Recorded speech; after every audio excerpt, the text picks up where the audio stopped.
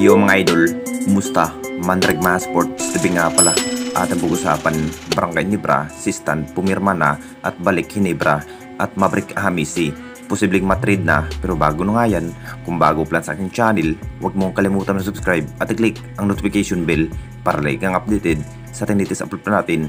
So masasabing habang natalo nga sa semis ang kupunan ng Barangay Nibra, talagang mas lalo pang hinahandaan ang magiging susunod na chemistry ngayong season dahil magbabago na nga ba ang magiging lineup ng Barangay Nibra ngayong season. Nakita naman nating lahat kung ano ang nagiging performance nung sa semis mga idol at hindi pa rin biro ang kanilang bawat performance kung bakit natalo nga ang kupunan ng Barangay Nibra laban nga sa SMB.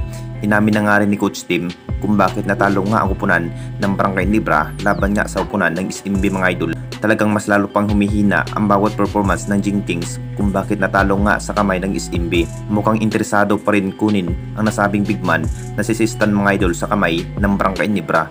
Alam na nating lahat, marami pa rin ang nakapansin nung nasa puder pa si Sistan sa upunan ng Barangay Nibra. Maganda na nga rin ang kanilang bawat performance at nakakaabot pa sa finals. Pero ngayon na nga lang po, mukhang naiiba na nga ang naging laro ng Barangay Nibra at balak sana kunin muli ang nasabing big man ng Barangay Nibra walang iba kundi si Sistan.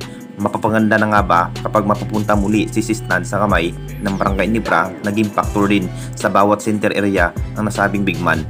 Siya na nga rin ang dahilan kung bakit nabigyan nga ang kampyonato ng Jing Kings noong nagdaang conference mga idol. Baka ngayong season na nga lang po, mukhang pumirma na nga ba ng bagong kontrata ang nasabing big man na si Sistan sa poder ng Barangay Nibra. At dito na naman tayo sa isa pa nating balita, Maverick Hamisi. Posibleng matrade na parang inanunsyo na nga rin ang upunan ng Barangay Nibra na magbabago nga ang kanilang chemistry this upcoming new season ng ating liga. Papalitan na nga ba ng bagong player? Naging impact na nga rin sa pagkatalo nga ang upunan ng Barangay Nibra laban nga sa upunan ng SMB sa semis.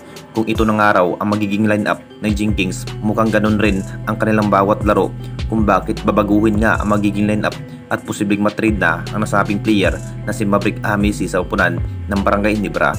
Ito pa rin ang binalak ng Barangay Nibra na masisibak si Maverick Hamisi dahil papalitan ng bagong player.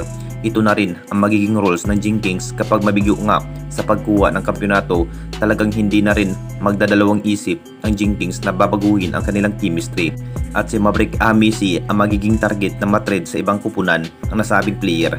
Alam na nating lahat sa bawat laro ni Maverick Hamisi, nakapagtala lamang ito na may 11 points ang kanyang average ni Maverick Hamisi at hindi pa rin nagustuhan sa mata ng management ng Jing Kings sa naging bawat performance ni Maverick Hamisi. Kung bakit i-trade na nga ba next season, magugulat pa rin ang lahat kapag matutuloy na masisibak ang nasabing player na si Maverick Hamisi next season.